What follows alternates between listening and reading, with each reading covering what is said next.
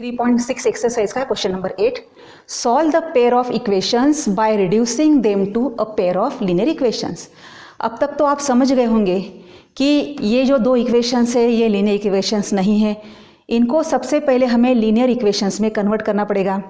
अब देखिए, जब आप ऐसे एग्जाम्पल देखते हैं तो हमेशा दोनों इक्वेशंस का कंपैरिजन कीजिए, इसलिए मैंने यहाँ इसको सेपरेट किया है कि आप इजीली उसको कंपेयर कर सके। ठीक है, अभी देखिए यहाँ पे कुछ तो पार्ट कॉमन है दोनों में, 1/3x plus Y, 1/3x plus Y, 1/3x minus Y, 1/3x minus Y. बस यही हमारी टिप्स है। तो इस इक्वेशन को हम ऐसे लिख सकते हैं, 1/3x plus Y plus 1/3x minus Y is equal to 3/4 लिख सकते हैं। अगर यहाँ पे एक मिनट, यहाँ पे इस 1 के बदले में अगर 4 होता तो हम उसको ऐसे नहीं लिखते, क्योंकि 4 न्यूमरेटर में था तो हम उसको 4 को साइड करके ऐसे लिखते थे अब तक। अभी यहाँ पे 4 नहीं है, यहाँ है 1, तो हम यहाँ बाहर 1 लिख सकते हैं, लेकिन 1 लिखने की ज़रूरत नहीं है, कुछ भी नहीं है इसका मतलब 1 है ही। अभी सेकंड इक्वेशन को कैसे लिखेंगे देखिए। अभी ये 2 कहाँ है, 2 डिनोमिनेटर में है, तो इसको हम लिखेंगे 1/2 in bracket 1/3x plus Y, और ये सेकंड फिर से 2 डिनोमिनेटर में है, 1/2 1/3x minus Y is equal to -1/8।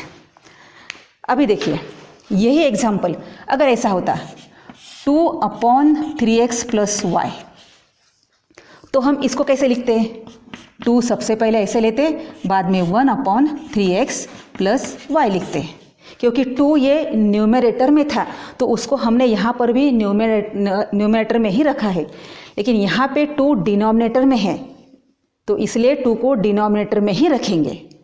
तो इसको फिर आप 1/2 भी लिख सकते हैं, वैल्यू तो चेंज होने वाली है ही नहीं। तो इस तरह से ये इक्वेशन को हम अरेंज कर सकते हैं।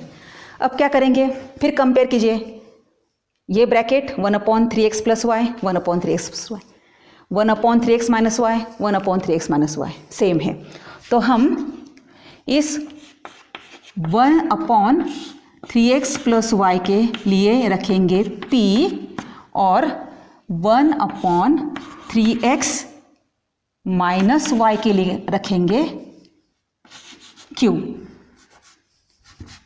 Okay, q। तो अभी ये इक्वेशन क्या बनेंगे, देखिए ये पूरा p है और ये पूरा q है, तो पहला इक्वेशन तो बन जाएगा p plus q is equal to 3/4। यह हो गया आपका इक्वेशन नंबर 1। अभी सेकंड इक्वेशन क्या बनेगा, थोड़ा देखिए इस तरफ, सेकंड इक्वेशन कैसे बनेगा। यहाँ 1/2 है और ये p है, तो इसको हम 1/2p लिख सकते हैं, या तो डायरेक्टली इसको हम p/2 भी लिख सकते हैं, है ना। ये है 1/2, ये 1/2 और ये है p, पूरी 1/3x प्लस वाई की वैल्यू p है, तो इसके बदले में हम p लिख सकते हैं।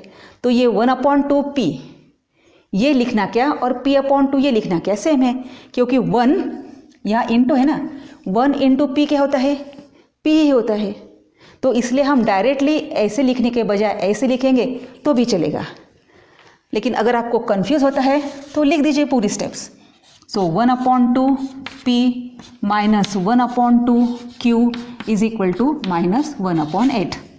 लेकिन नेक्स्ट स्टेप में ऐसा लिखिए, p/2 minus q/2 is equal to -1/8, क्योंकि मैंने अभी बताया आपको 1 इंटू p होता है p।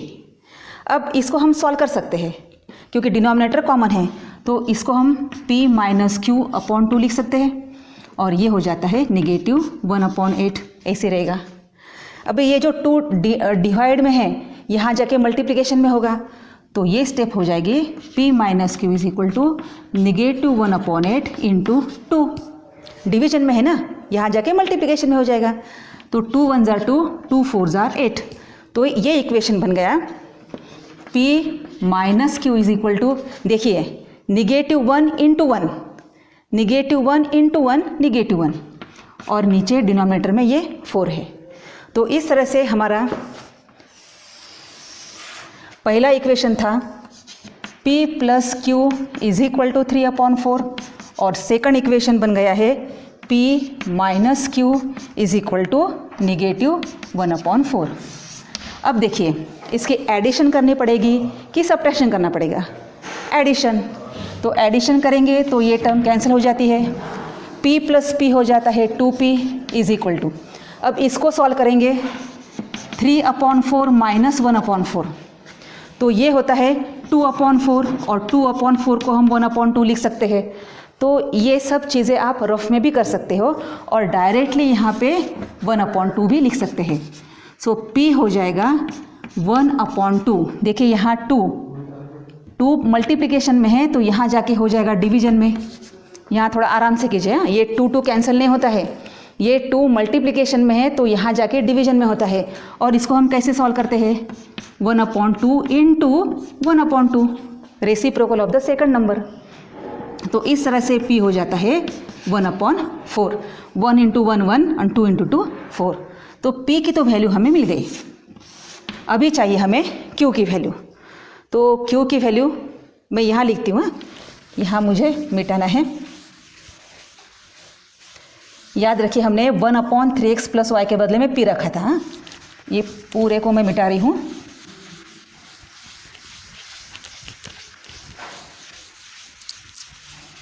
हाँ ओके, तो हमारी वैल्यू आई है p इज इक्वल टू 1/4। अभी हम ये इक्वेशन नंबर 1 में रखेंगे या 2 में रखेंगे? तो 1 थोड़ा इजी लग रहा है। p plus q is equal to 3/4, p की वैल्यू 1/4 इसमें रखेंगे, plus q is equal to 3/4। So q बन गया है 3/4 माइनस 1/4। ये उस साइड में चला गया, माइनस हो गया, माइनस 1/4। तो ये 3 minus 1/4। So q is equal to 2/4, therefore q is equal to 1/2। तो इस तरह से p की वैल्यू भी 1/4 और q की वैल्यू 1/2। और हमें क्या चाहिए? Value of x and y। तो अब हम x एंड y निकालेंगे। अब देखिए p इज इक्वल टू 1/4 निकाला है हमने, और p क्या था? 3x प्लस वाई था। सॉरी, p क्या था? 1/3x प्लस वाई था, इज इक्वल टू 1/4।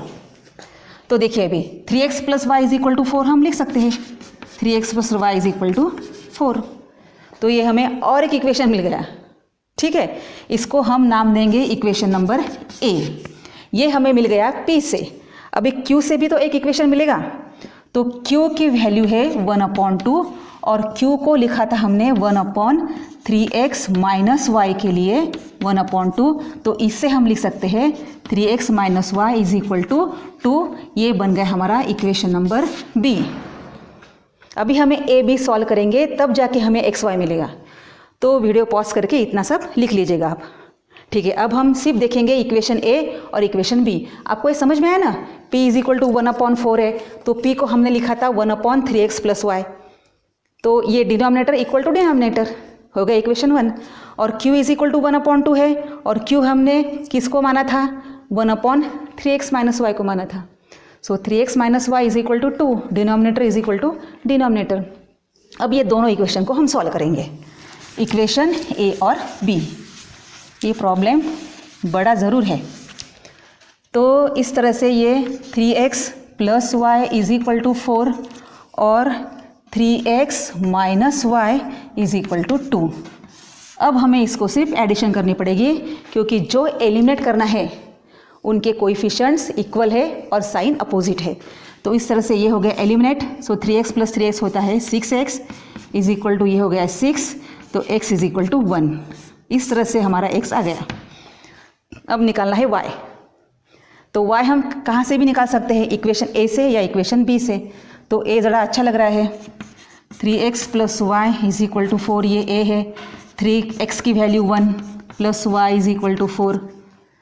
ओके, तो ये हो गया 3 plus y is equal to 4। So y is equal to 4 minus 3, y is equal to 1। x की वैल्यू रख दी ना यहाँ पे, ये हो गया 3, ये 3 हो गया, ओके ये y, ये 4, so y is equal to ये प्लस 3 उधर चला गया तो माइनस हो गया, और इस तरह से y की वैल्यू आ गई 1।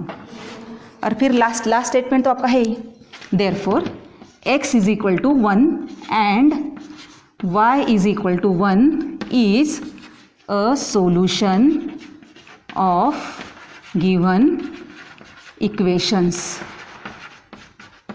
ओके, एग्जाम्पल बड़ा ज़रूर है लेकिन इम्पॉर्टेंट है।